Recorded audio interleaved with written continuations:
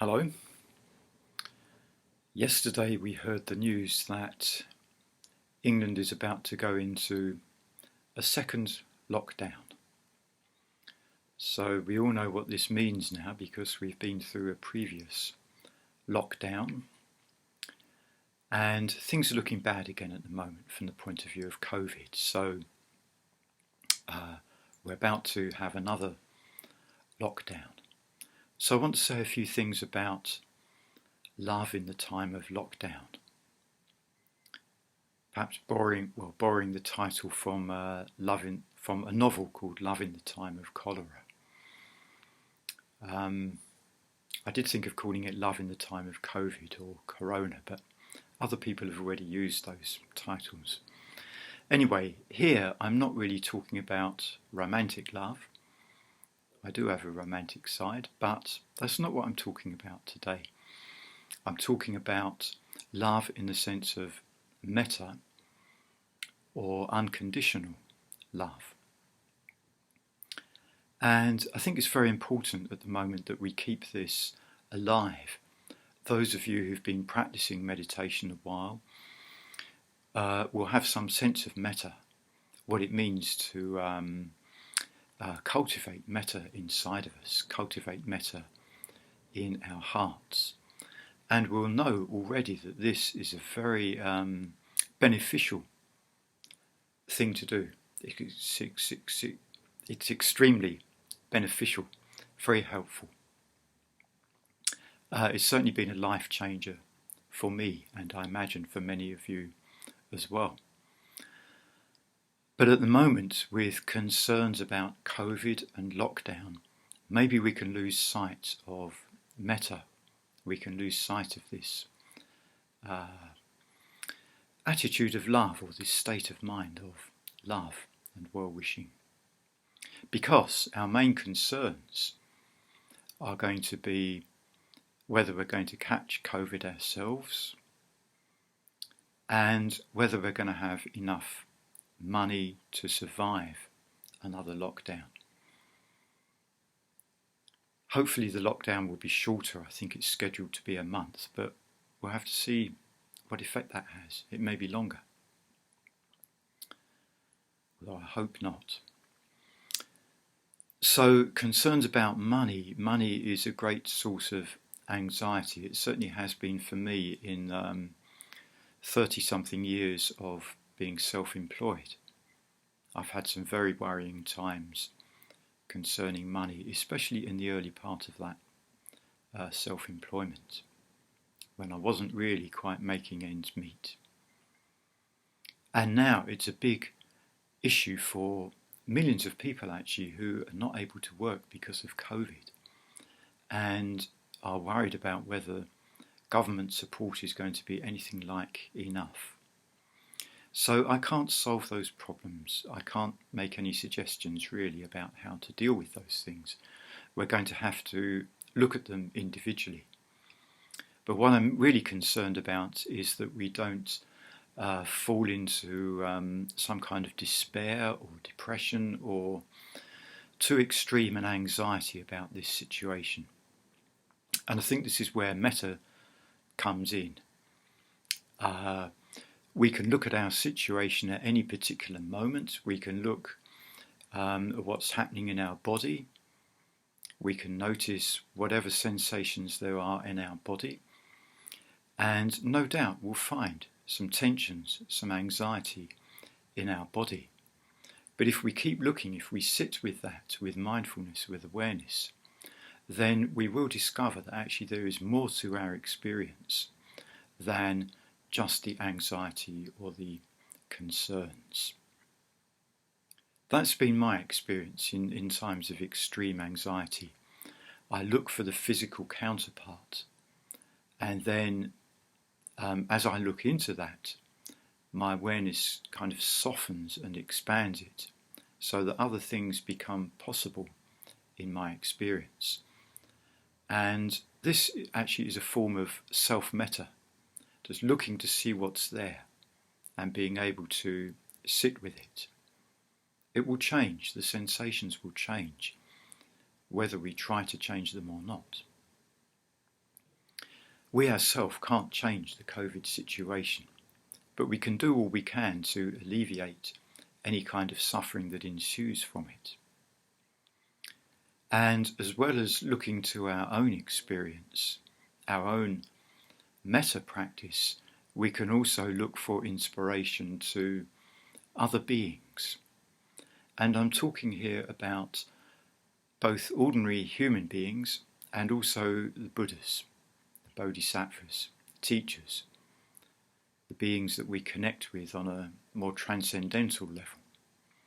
So as regards other human beings, ever since March, I've been trying to make efforts to keep in connection with friends, people in the Sangha especially, because those are the nearest and dearest to me. And occasionally that's been able to happen in person, but mostly it's happened through the internet or through the phone or through email. And those connections, they've been really important actually, very good. It's been very beneficial for me and hopefully for other people that we've maintained those connections. Couldn't imagine really just losing those connections just because there's a lockdown. We'd find some way of keeping in touch. Because there's a strong connection there, there's love there, there's metta there. And as well as those individual connections, I've been keeping in touch with the Sangha at large, you could say, I suppose, through all the classes that I've been doing online. Which, although there are some drawbacks to doing things online, just think of the tremendous advantages. Without it, we wouldn't have those connections. We wouldn't be able to communicate with each other. And what a loss that would be, I think. We'd really be up against our own resources if that happened. A bit like being on an enforced solitary retreat with nobody else in sight for a long time. Such things are possible, but very difficult to do.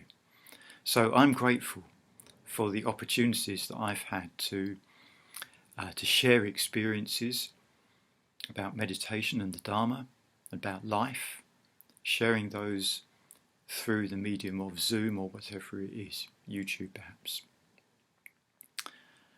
So we need to keep up these connections. We need to maintain our sense of metta, our love for each other and for the wider world.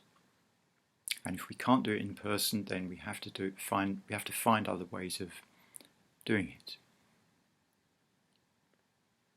Also, I referred to connecting with other beings on a more transcendental level. So, of course, I'm talking about the Buddhas and Bodhisattvas. And you can see on the shrine behind me that there's several such figures. On the far end, there's a golden Shakyamuni picture on the wall. And just next to that, coming this way, is Tara. That's actually a dancing Tara. She's dancing on a tambourine. And then there's a Shakyamuni, or perhaps an Amitabha figure. And behind that is Avalokiteshvara, the Bodhisattva of compassion. In front is a picture of Bhante Sangharakshita, who's my teacher and the founder of Triratna. And the central large white figure is Vajrasattva, who I spoke about yesterday when I did a talk called The Message of Vajrasattva. And behind that is a large mandala picture which has a Vajrasattva image in the centre of it, but it has other images all around it. In fact, there are two Tara images in the top left and top right of that tanka, that picture. And behind me on this side, you can't see it properly, but you can see some of it, are the 5 Buddhas in a mandala arrangement. So these images are by no means just for show. They're all images that have a significance for me. They are all images which point to something, much, much greater than the images themselves. They're like gateways.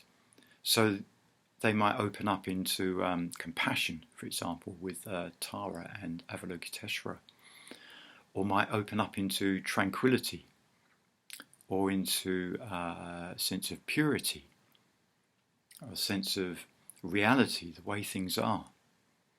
They're all gateways into wisdom and compassion of one kind or another. So I need to keep in contact with all of these beings. That's why I have them around, so I can see them. I'm constantly reminded of what they represent. So there's always an echo in my heart of the compassion, the wisdom, the love of the Buddhas and the Bodhisattvas. So as this second lockdown approaches, let's keep in touch with our own sense of metta, of love in our hearts, of compassion, and keep in touch with each other, which is probably the most important thing. And then there's keeping in contact with whoever of the Buddhas and Bodhisattvas and teachers that we feel a connection with.